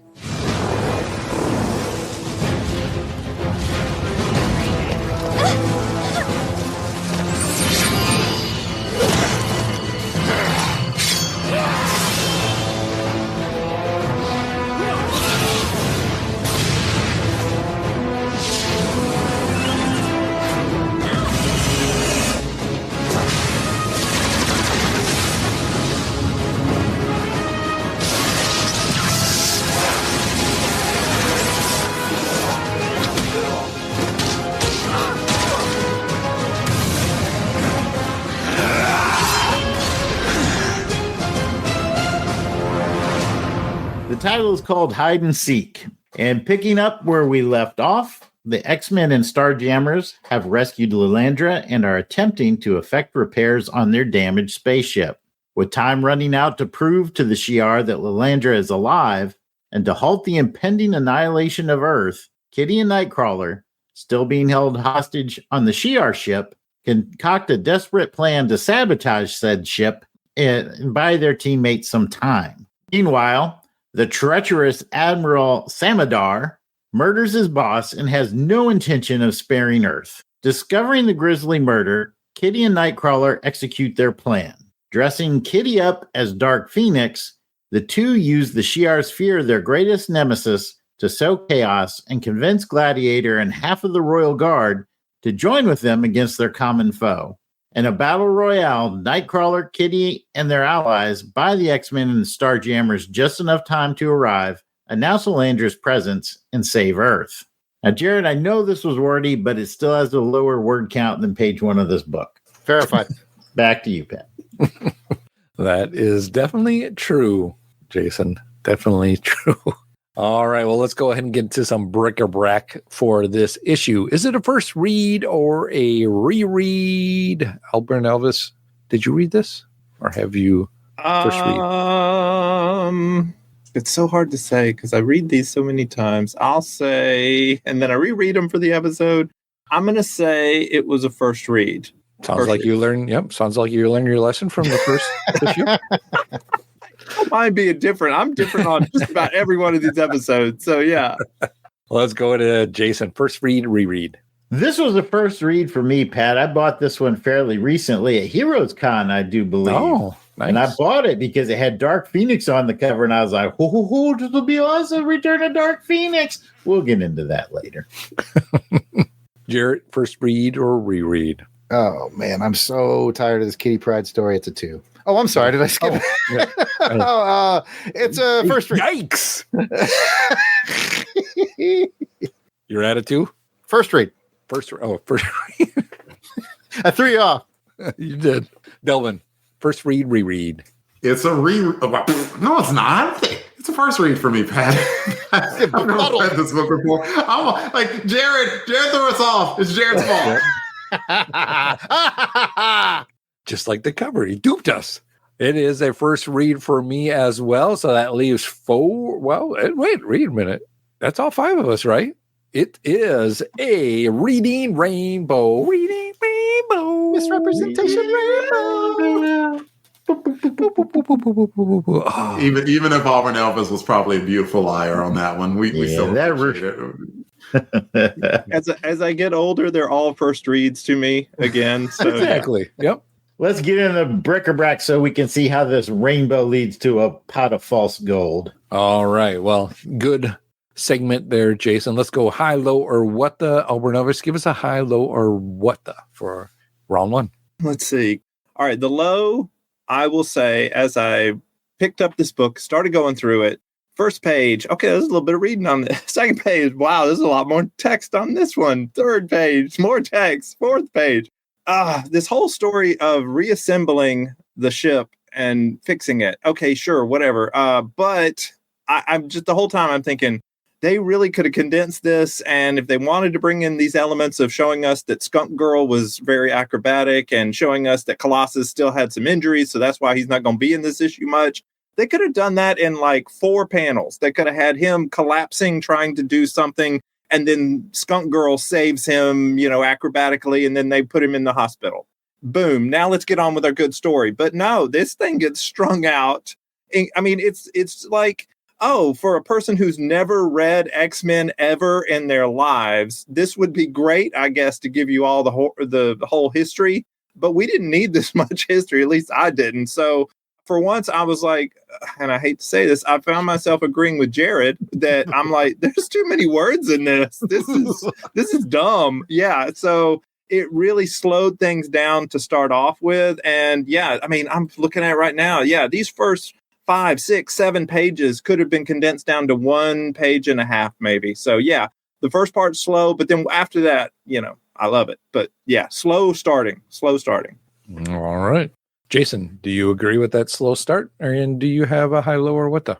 I'm going to give it a low. I agree with what Auburn Elvis said, and just kind of expanding on it. The thing that frustrates me, not so much the word count. I mean, we know Chris can be a little verbose, in the book from time to time, but it's the speed of the plot. This book is really kind of bringing the ending of this threat to Earth, right? And now we've got the big reveal of what Kitty and Nightcrawler have been working on to affect their escape and do their part to sabotage this ship and slow down and buy the team time. And the team is trying frantically to make these repairs. These are two things that are exciting, and you want to read more about them, but you keep hanging these left turns and the right turns, and what should have been a really good climax is kind of lost in the book just because there's so many extra stuff going on with, okay, now Peter's injured again, and Wolverine's going to have his temper tantrum, and the robot's going to throw him out, and isn't that funny? And it's just like, what we really want here is a good taut thriller with a good, exciting climax at the end. I don't feel like we quite got it. Fair enough, I think. I can hear what you're saying, but let's see what Jared thinks. Does he continue on that? Are the brothers Elbricks salty enough? I'm recruiting together? all the salty ones to my side now. All right, you know what? I'll cut to the chase here in my round one, and then I'll be really nice in round two. We've all talked about it. The duping cover for it to be Kitty Pryde pretending that she's Phoenix, so it was never really Phoenix. What a gut punch for me, especially as we got into the last one. I was like, there's a lot going on, and Claremont's juggling. I felt like he's juggling too many balls. Tee-hee-hee. But maybe that's Claremont's strength, right? That he can do that. And for the most part, as I read this, and everybody else's points were right, it was pacing issues maybe a little bit, but he was juggling the balls, tee-hee-hee, pretty well. And then it was like, oh, look, it's not actually Phoenix, it's Kitty Pryde. And I was just like, dang, we've talked about this multiple issues now. Claremont is clearly trying to sell us Kitty Pryde so hard right now that I'm starting to not like her, and I like her. Yeah, I've mentioned this on previous issues. Sort of my real introduction to her was the Kitty Pryde and Wolverine mini, which was great for me anyway. When I read it as a kid, I learned more about her and Wolverine in more of a toned down, subtle. It didn't feel like they were trying to sell me Kitty Pryde. Man, Claremont is selling hard at this point. So hard that it angered me about the cover. So, I'll let other people talk, and I promise I have something nice to say in round two. It is kind of a build-up that they were doing with her. I guess I didn't see it coming, of her going through and trying on these different clothes. You saw her different costumes that she was trying on. It's been a long kind of a setup for that, because even before they got to the Starjammer kind of a thing like that, she was trying on different outfits before that, right? And so maybe you're onto something, Jared. Was this his way of trying to figure her out, or just, I don't know. Delvin, what's your thoughts? My thoughts are like there's this GIF that features a comedian, Monique, and I don't remember what movie it was from, whatever, but like she's just kind of shaking her head. It's like, this too much. Yeah, it was a lot. Like by the time I was midway through the book, I'm like, how many plots am I holding on to right now? It's like Pete's hurt, and then Kitty and Nightcrawler are like trying to distract. And then they're like the other ones are trying to repair the ship. And then Professor X clearly has been infected by the Brood, but like they haven't said that yet. And then the Brood's here. And then Deathbird's with the Brood, but Deathbird's going to turn her back. So what I thought of was like, we are in a different time. Duh. Like it's 40 years or so in the past. I can see clearly why like stuff like this had made like established the X-Men canon, and why a kid or even adult in like early 1980s would read this and be fascinated by it. It was Like as much like we were just talking about Spider-Man, like we're looking for like, you know, like we're tired of the side dishes. We're looking for some meat. This is some MF and meat. Yeah, it's got a lot of meat on there. But dang, like I'm a big dude. Like, you know, if I'm eating some chicken, I want like, you know, 2 thighs and I'm good, right? Like this was a whole chicken and it's like, you will eat every freaking ounce of this chicken. It's like, I don't want to. I'm full. Like my 2024 brain only can take about like 3 things at once. And this was about 734. So I get it. I do get it. But it's like, oh my God, my head was actually steaming at the end of this book. That's a good perspective to look at that, because maybe us from reading current state comics and that where they stretch things out so much more, in this one you get a lot of condensed stuff that's going on that you're trying to cram in this one. Oh my, like Chris Claremont, I mean, you could almost tell with each page his palms are sweaty, knees weak, arms are heavy. It's like, like this isn't the last book you're gonna write, bro. I swear, there's gonna be more opportunity. Proof. That's true. Proof. He's still doing it. He's still doing it. Yeah, I've taken enough time. I can move on. All right. Let's go ahead and move into round 2. Auburn Elvis, you got a high, low, or what the for your final round 2? I am going to argue in favor of the Kitty Pryde trickeration. I loved that plot point. I will concede that we've had a lot of pro-Kitty plot points in the last 10 issues or so. I'm not on those episodes. I'm on this one. And I'm telling you, it works. You look at who are the weakest 2 X-Men that are out in space, because again, Angel ain't in space. It's Kurt and Kitty, and they're stranded on that ship. And yet they come up with a plan because they don't know whether the others are going to come back and rescue them. And they come up with a surprisingly good plan. And we've seen, you know, hints of it for the last couple of issues where they're, you know, going through the fashion show.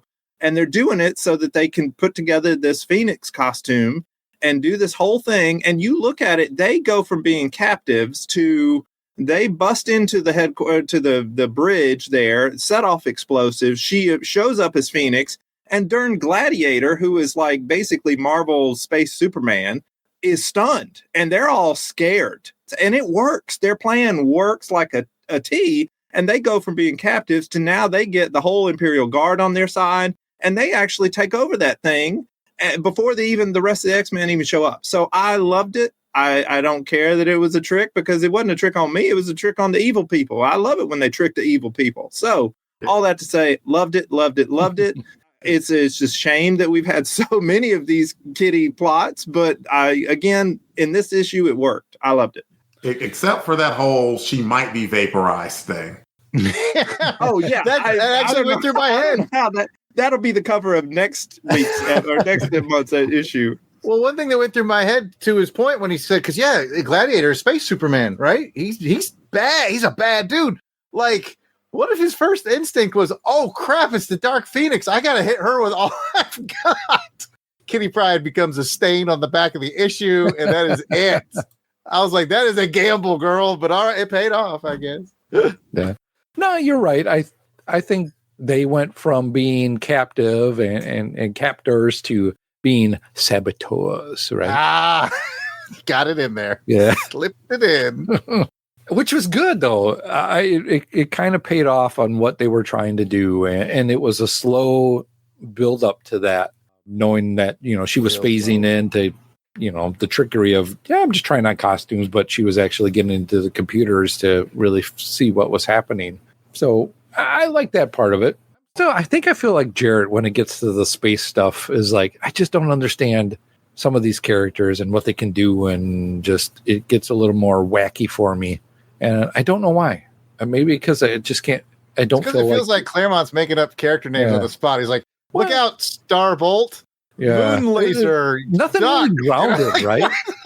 Yeah. Cathode ray tube. Move to your position. Nothing really grounded to Earth, I guess, a little bit. So maybe that's what throws me off. I put an apostrophe in somebody's name, so it's clearly an A. Yeah. I like the Captain K apostrophe RK. Yeah. Yes, Captain Kirk. I loved it. And maybe that's what throws me off too. You know me. I can't say words, so you start throwing in apostrophes. I would pay $100 to listen to like the audiobook version of Pat and how he pronounces these names. Let's go to Jason. Final high, low, or what the? To be clear, for Auburn Elvis's benefit, I have no problem whatsoever with the way they did their escape. I thought that was brilliantly executed over a couple issues now. And let's not forget that it was the last ditch of Professor Xavier downloading all that he knew of the Shi'ar ships into both Kurt and into Kitty's mind. And I didn't have a problem with it. I think where I'm at is with Jared, and they just keep forcing. You don't need to tell us. Even when she's out there on the ship, she's like, oh, how brave am I? I'm just a kid. I shouldn't be out here, but I need to. And it's like, we get it. We get it. All right. She's going to. Don't tell. Show, don't tell. Exactly. So I guess it's kind of a what the. I'm wondering, I really need to go back and look and see who the editors were during this run of Claremont on the X-Men, because I feel like there were some issues where he really got it. He wrote tight storylines, and then some issues where he just kind of rambles and he's going in 100 different directions at once. And I wonder if there are some editors that were just like, keep it tight, wrap it up, and some that just let him have free reign. I don't know, but there's a remarkable lack of consistency between the stories where he has a tight storyline. He's really good at plotting. He's very smart. He's a very capable writer.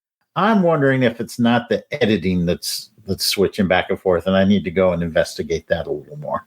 I think it's been Luis all along, but it could be different. Somebody go ahead in the chat or wherever, let us know. Yeah, we're no experts. Right now. I think it's Louise Simonson for this period of working on the X-Men, and yeah, she came into Marvel, married Walt Simonson, the artist, and then she had been an editor before then at some publishing company. But yeah, no, she apparently knows her stuff. But you're right, she apparently let Claremont go a little bit long on some of these plot points. So yeah.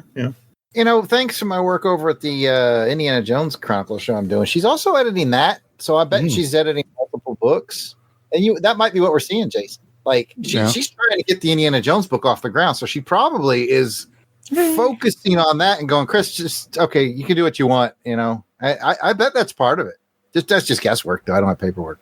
Well, yeah, and isn't X-Men like a wildly popular book at this point? And so they must be saying, hey, if it ain't broke, don't fix it. He's wordy, sure. Is this weird? Yeah. Yes, but it's selling like hotcakes. Let's not change the formula. I mean, it definitely stands out. And that was, I think, Delvin's point. In 82, this was like, it's not Biff Pow Zoom Bam. It's deep stuff. Yeah. Guys, it's basically comic book Star Wars. Yeah. Yeah. Fair enough.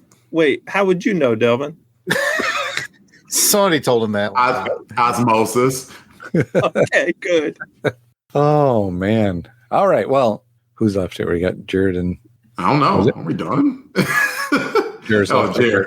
I promise I said I'd say something good, and I will do my best to keep it brief.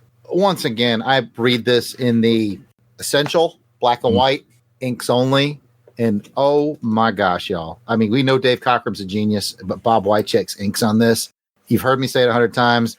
Technology, spacecraft, armor. That is the hardest crap to draw. You have to have all your utensils, your stencils, your rulers, your shapes, all your different shapes, because those have to be hard, smooth, perfect lines every time. Sharp. And the amount of tech and alien and space and just everything in here, as I look through it just with an inker's eye, incredible. I would have put down a crisp $20 bill when I finished this and said, oh, this was a bonus. This was a plus size issue. Chris Claremont made it feel like a bonus size issue, but it just had that feel, like that epic feel, that huge multiple page Star Wars, like Delvin's saying, that whole thing to it. And I think a lot of it boils down to that killer art. Cockrum is killing it, and we cannot slight Bob Wycheck because that was a task. They put him up to to bat on, and he hit a home run. It's incredible. So again, another way I could see why this book is so popular in the 80s. I don't know. We've seen this kind of creative space tech to this level. Jack Kirby, maybe. Yeah. And this is monthly too. So these guys are pushing this out monthly. Wow. Yeah. That's along I'm looking with at Claremont's word count, I'm talking like to do this in 30 days. Yeah. Wow. All right. Well, I think we've gone through this as best we could.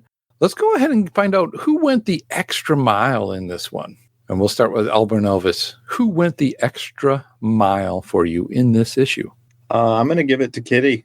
I think the plan finally having a payoff, because sometimes, you have these little plot points and then they just disappear as you go into the next issue or the next issue. The fact that it had a payoff, that it worked, that it wasn't just that she was horrible at fashion, but no, there was actually a real plot going on there. I loved it. So yeah, she gets it for me. That is a good take on that. Jason, who went the extra mile for you? I'm going to go with Nightcrawler just because he did some really cool stuff. Like, I think out of all of the X-Men, the battle scenes with him fighting and teleporting and just it just was visually very engaging for me. So Nightcrawler gets my nod. Delvin, who went the extra mile for you? There's so many we could choose from. There was a ton of action packed in this book. I'll go with Colossus. Only because, I'm glad they didn't gloss over the fact that even though it happened off panel, Deathbird freaking speared him through the chest. And then they fixed him up barely. And I'm sure Sikorsky, that doctor, said, dude, chill out. And yet he's still out there pushing himself to exhaustion to help out his team. And so, that effort of helping out his teammates and his love that he has for his teammates is very admirable. So I'll go with Colossus. That's a good one as well, too. Jared, who will you be choosing for your extra mile? Well, it's tough because, like I said, there's so many. There's War Star, Laser Bolt, Moon Squirrel, Comic Goat, Unicorn Blaster. I made up a few of those. Jared, you're just saying words. I am. I really am. I swear that's how Claremont's making names in this thing. But in the end, I'm gonna kind of punk out. But I have to geek out. It's Bob Wycheck. The ink work in this book is. Sure. I'm telling you guys. I'm not trying to sit here and go, I've made comics before, because I have, and it's hard. It's hard. And this, if I was given this, this is basically what I was given by Van Allen Plexico and Cold Lightning. This is what I was given. All right, because Cavalcanti from South America, who drew it, can draw this stuff incredibly. And I cursed his name as I inked every freaking page, and it took me like 9 months to do what this guy did in 30 days. And he's way better than me. So Bob Wycheck, hats off. It's incredible. The artwork is definitely well done and continues to carry and represent the story as it goes here. So I guess I want to go with Kitty and Nightcrawler, the two together with the scheme that they have. So I think what they figured out to do really paid off, and it was that build up to do it. Did I like seeing the Phoenix? I could see why they did it, because they actually made it a point to say, hey, they're going to freak out when they see her. So let's do this and really. Which was a gamble if Gladiator had come swinging. True. But all right, we can put this in the outtakes, but Gladiator, his powers will actually fade if he loses confidence. That's a thing in the comics. He's super powerful when he believes in himself, but if he starts doubting himself, he becomes way depowered. It's one of his weaknesses. Oh, I didn't know that. That's cool. Yeah, and this is the thing that would trip that in him. Very true. Yeah, make Absolutely him doubt himself. It kills a really good joke I had going, but that's cool. Years later, when they were trying to establish Cannonball as a legit X-Man, Cannonball beat Gladiator, and it was largely based off of what Auburn Elvis just said. Oh, okay. See, all this rich history that you would never know that we're actually getting to dive into and see where things come from makes it even more interesting to go through this. So in the end, we're all winners anyway, because we learned something, right? And we enjoy something. Sure. But with that, we still have to rate this thing. So let's go ahead and figure out how we're going to rate this issue.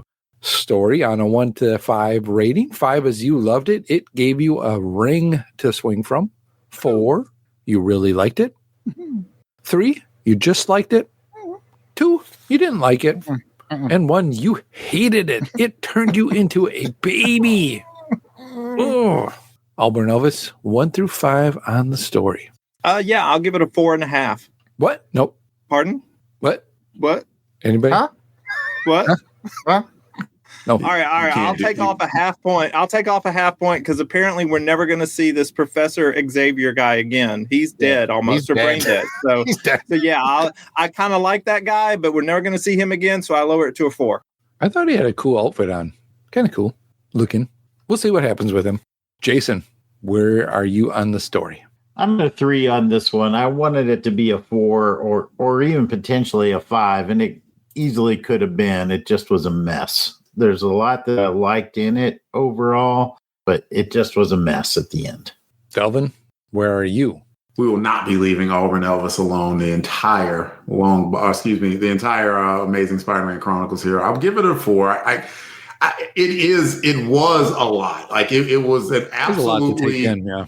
Yeah, it was too much of a hearty meal. Like if this was like that Christmas dinner where like all the food's good and you want to have all of it, but like you ate so much you kind of hurt yourself, and it's like, okay, I'm gonna need some water afterwards. And I got a whole chicken for you, Delvin. I don't want a whole chicken. I love whipped cream. I love steak. I love cranberries. I love mac and cheese.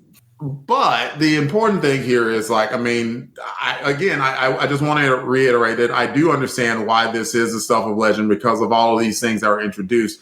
And I'm pretty sure we're going to they're not about to let go of the Brood, which is just another important piece of X-Men history.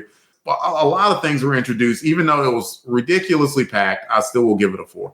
All right. That is 2 4s, a 3. Jarrett, where do you fall?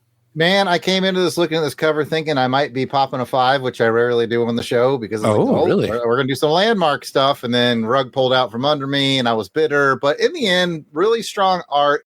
I did, finish it. I didn't do that thing where I'm like, I'm just done with Paramount. So I'm going to land at a 3. I think it was okay.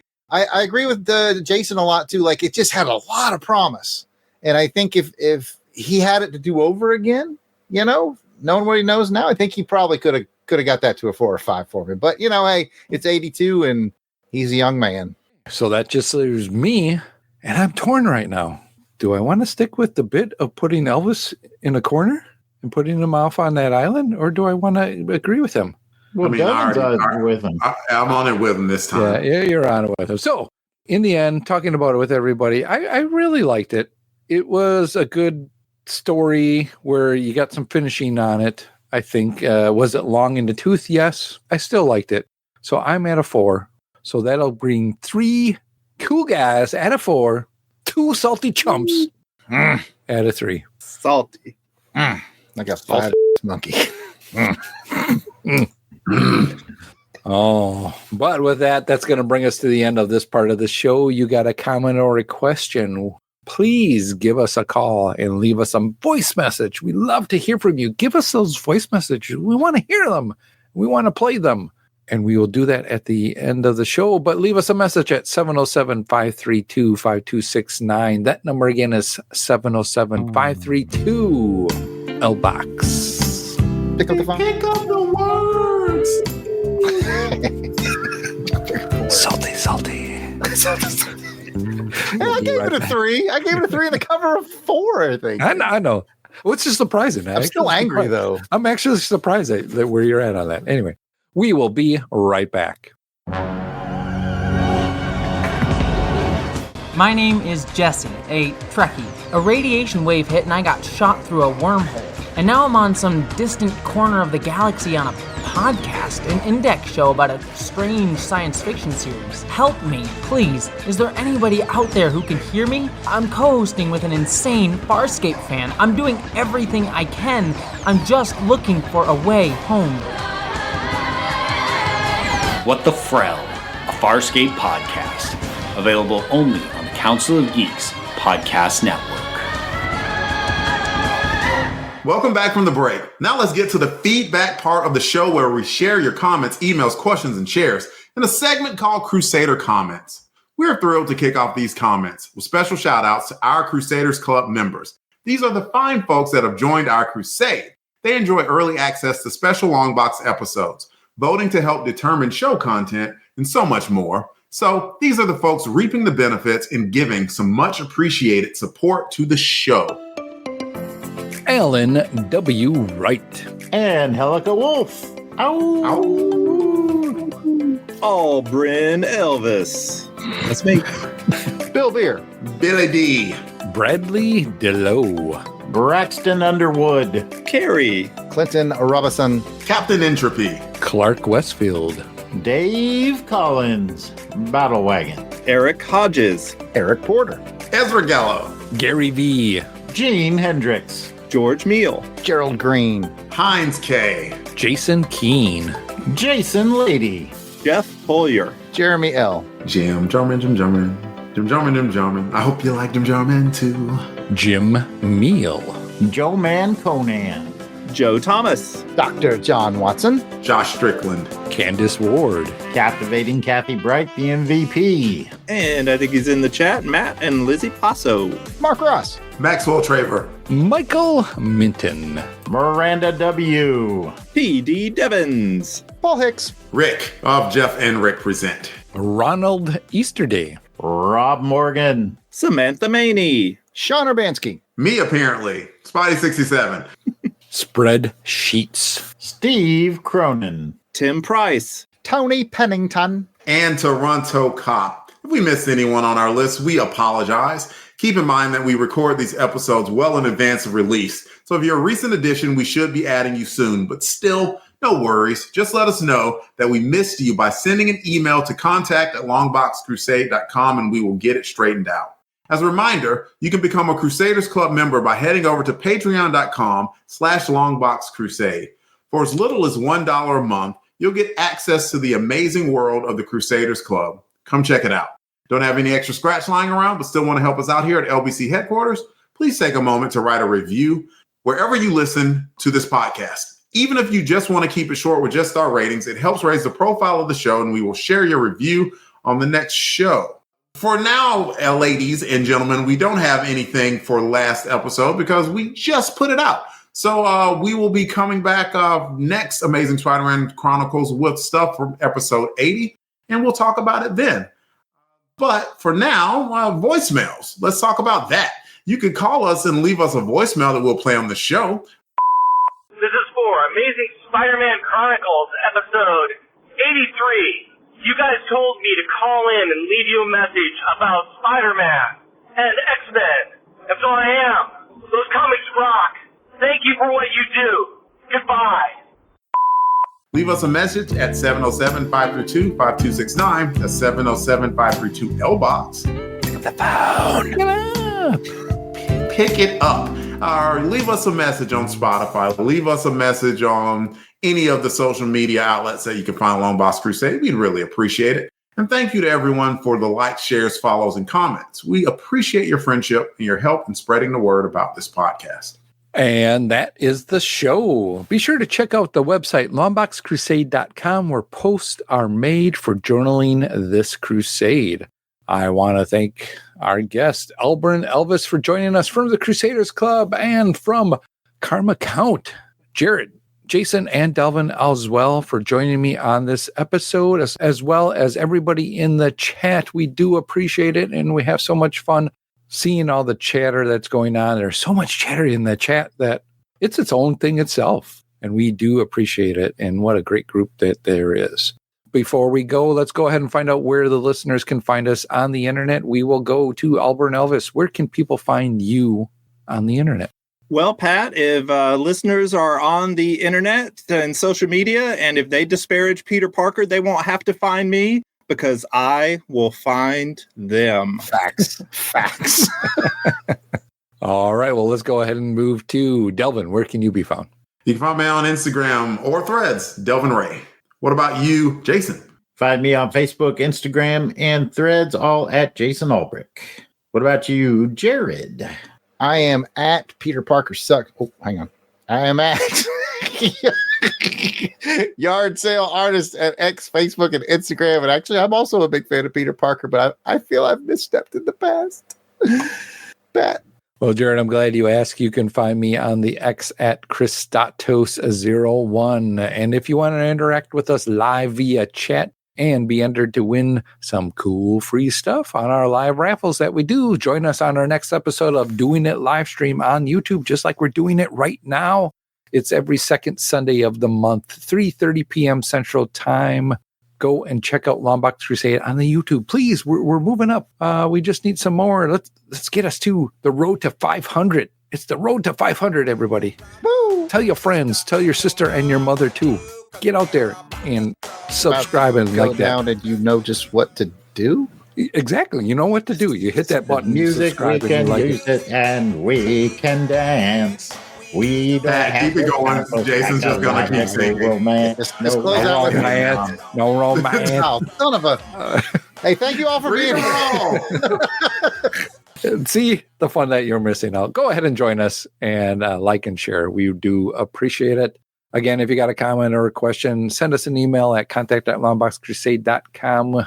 You can reach us there as well. Find us on Instagram, Twitter, all at LONGBOX Crusade. Until then, take care. And please join us on the next episode as we continue on the crusade to read them all.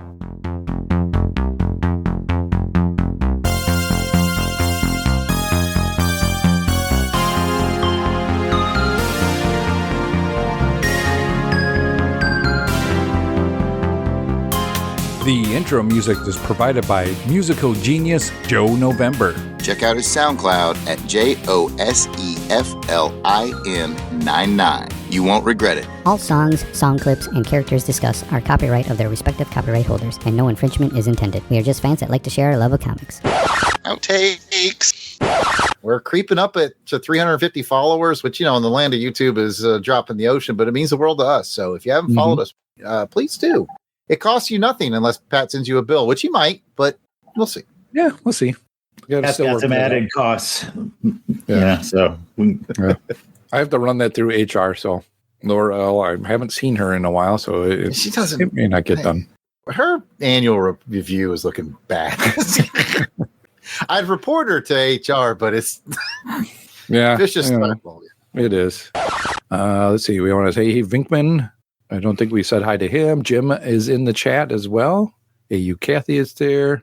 Jim Meal. There's a lot of Jims, Pat. Yeah, that's true. We do have a lot of Jims on our gyms. We don't have a lot of Jasons. I think there's only one Jason, but he disguised as three Jasons. See, there's like a lot of Jasons. No, Pat. Increases my chances of getting some cool swag at the end of the show. Here's the thing. It's all Delvin. Delvin made the other Jason account, so we'd think it was Jason. And Delvin's actually Spidey 67. That's what it is. Oh, okay. It was all like, look over here. But this is me. What do I have to do with this? That's what I'd say too. That's how I'd play it too, Delvin. See, I think Jason is spreadsheet. That's what I'm doing. I've got my spreadsheet out, so I'm trying to figure out who's who and everything. So Penciler goes to Rick Leonardi. Okay. Like Leonardi's nuts. Ow. What's your thoughts on the cover? Hey, before we do that, I would love to do a throwback. You know how you guys used to do the sounds of the cover? How come we don't do that anymore? I would love to do that one time just for old time's sake. We're doing that next episode, whoever the guest is there. Oh, okay. I just missed it by one. No, you know what? Okay. Honestly, I just kind of like rotate gigs and gags and sometimes make new ones like how many spiders on the cover. So there's no rhyme or reason to it, really. If you have a sound, go ahead and make a sound. I don't have a sound. I just was, never mind. This will go in the outtakes, I guess. All that? You didn't bring a sound? I mean, come on. I did not bring a sound. I brought a trash can for the bit earlier. That's all I brought. Yes. Auburn Elvis, you get the sound of the dead body. Oh. Crickets. All right. Well, again, thank you, everybody. We do appreciate it. We will see you all again. Thank you, and have a good night. So all are one. Till all are one. Read them all. Read them all. Yo, Joe.